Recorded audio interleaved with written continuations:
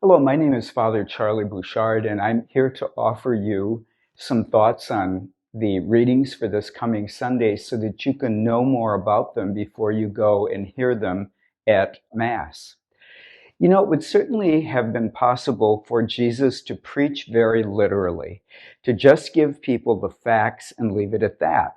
He could have said, for example, this many people are going to be saved, this many people are not going to be saved, I'm going to return on day X, and you better do what I tell you, or it's not going to be a happy event for you. You're going to be in big trouble. He could simply present those facts and say to them, take it or leave it. This is the way it is. It would be kind of as if I preached using language like the hypostatic union or revelation or all kinds of other complicated language, eschatology, predestination, and then said to you, well, there are the facts, take them or leave them. This is what it's all about. But in fact, Jesus very rarely preaches that way. He does not usually preach literally and just present people with facts. Most of the time, he uses parables, as he did today. Last week, for example, he used the parable of the sower about the seed falling on good ground or bad ground. Today, in the long version of the gospel, he actually uses 3 different parables. And he uses these parables or stories, which are kind of not untrue, but they're a little further or a little more than just the bare facts. He gives us these images through these stories, most of which use agrarian images, images from farming and from living out in the country, which is what his people would have been familiar with. Today, if we were doing this, or if Jesus were preaching today, he might use images from the stock market, like shares and margin and profit and so forth, to tell a different kind of story. But he used language that he knew they would understand and that he could convey complex truths of the faith through these images and these stories.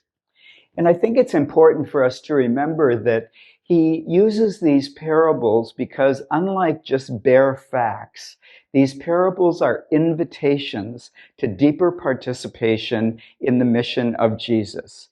He gives us today, for example, the image of the sower who discovers that when he goes to harvest his crops, there are both good crops and weeds planted together. Now, he could have just made that very technical and talked about the reasons for it and the kind of weed killer that they did not use, which they should have, and so forth. But he just presents this image of this farmer finding these weeds grown in his carefully planned fields at the time of harvest.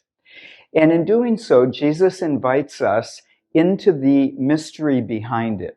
He wants us to reflect on the images that he's using, something familiar, and to ask ourselves, all right, these are very familiar stories or situations to me. What's the deeper meaning behind them? And I think that in inviting us into these stories, he asks us to look first at our own personal lives and to say to ourselves, okay, well, what is the story about for me personally? I might try to cultivate virtues in my life.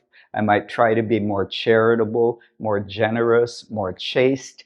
And then I realize these sinful weeds growing up, that all my efforts have not made me a perfect person, and I've still got these noxious, sinful weeds in my life. What do I do about that?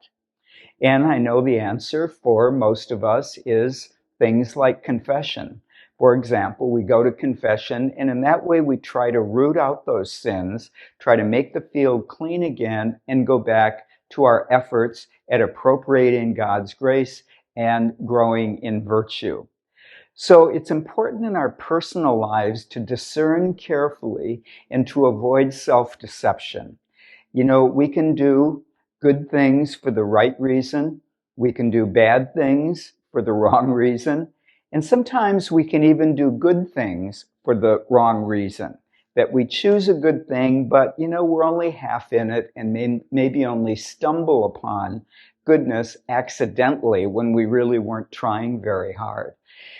But our moral and spiritual lives always require us to enter into this discernment process, to look over the fields of our lives and say, okay, that might be a good thing we're saving, or that's definitely a weed. That's definitely not something I want there, and work to remove it. But we need to be careful how we do that so that, as Jesus says, we don't pull up the good with the bad. And it means discerning, carefully discerning what we want to be, who we want to be, and how we realize the message of the gospel in our own lives. I think this process of discerning the weeds from the grain is also true in our political lives in a big way.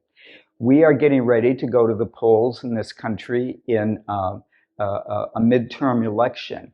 Each one of us, if we vote, is going to have to look at the candidates, look at their platforms, and say, okay, can I discern the weeds from the wheat in this candidate or in his or her platform?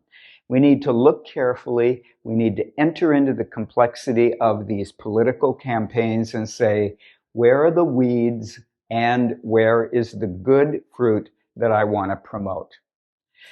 This requires us, of course, to continually be vigilant and to ask the Lord to help us to see things clearly. We are invited into these mysteries, the mystery of salvation, the mystery of goodness and evil in our lives. We are given an invitation, and the Lord asks us to come into it and to allow ourselves to be changed by it. It's not just a question of hearing facts and believing them or not believing. It's a question of becoming true to this gospel and being able to discern where in our lives and where in our society we find goodness and where we find sin and deception.